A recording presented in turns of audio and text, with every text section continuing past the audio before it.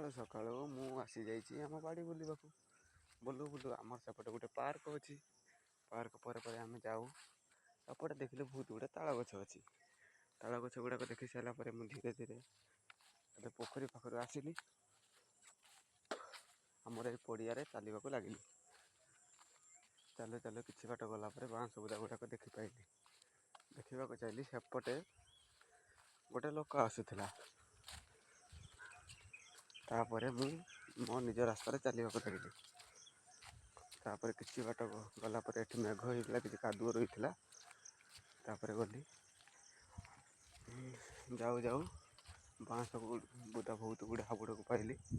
ସେସବୁ ବାଉଁଶ ବୁଦା ଦେଖି ଆଗକୁ ଚାଲିଲି। ଯାଉ ଯାଉ ଭଲ ରାସ୍ତା ଗୋଟେ ମିଳିଗଲା।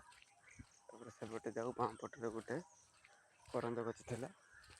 ଡାହାଣ ପଟରେ ଗୋଟେ ବଡ଼ ପୋଖରୀ ଥିଲା। ପୋଖରୀରେ ତ ବହୁତ ସାରା ଶାଗ ହେଇଥିଲା। ଶାଗ ଦେଖି ଦେଖି ତାପରେ ମୁଁ ଚାଲିଲି, ଆଗକୁ ଚାଲିଲି। ଚାଲୁ ଚାଲୁ ଏପଟେ ବି ଆମର ବିଲ ସବୁ ଥିଲା, ଚାଷ ଜମି।